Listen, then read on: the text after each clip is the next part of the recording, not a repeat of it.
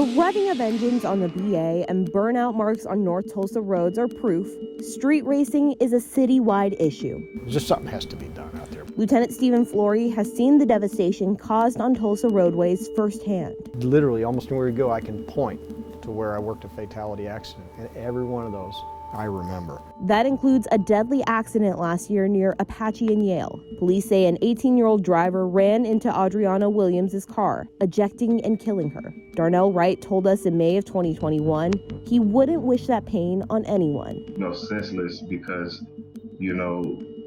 she didn't have nothing to do with drag racing. You know what I mean? This is something they do every night. A lot of these guys witnessed it. They were out there watching it when this happened. It happened right in front of them.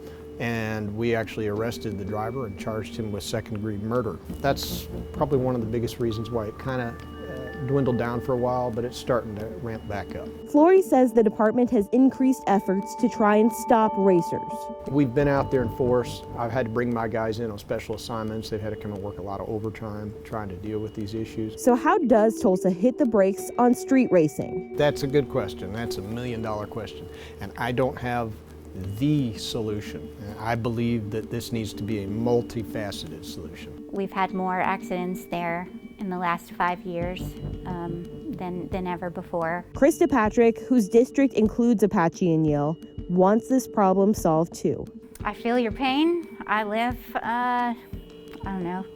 8 blocks probably from where it happens, so I hear it every Sunday. Patrick says a long-term solution will take time. It's a complicated problem between state law and ODOT law and city laws, so there's a lot to kind of wade through to figure out what can be done. Right now, she says ideas are being tossed around, like adding rumble strips to problem stretches of roads. What would you say to people who are frustrated that there still isn't a solution to lower the number of street racers? Big problems like that aren't easy.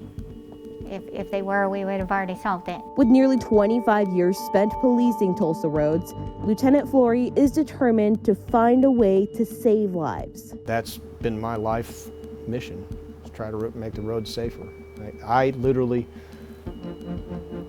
lose sleep at night worrying about stuff like this. Until that moment comes, Lieutenant Flory says if you're caught street racing, expect hefty punishments, starting with a ticket. We're probably going to tow your car. If we have an excuse to tow it, we're going to tow it. If you don't have insurance, if you don't have your registration properly, we're less likely to cut you a break. We're probably going to go ahead and bring the full force of city and state law down on you. We'll tow your vehicle, write you a bunch of tickets. You might have to go to court, you have to see a judge, pay a fine, maybe even jail time. In Tulsa, Danielle Ibarra, News Channel 8.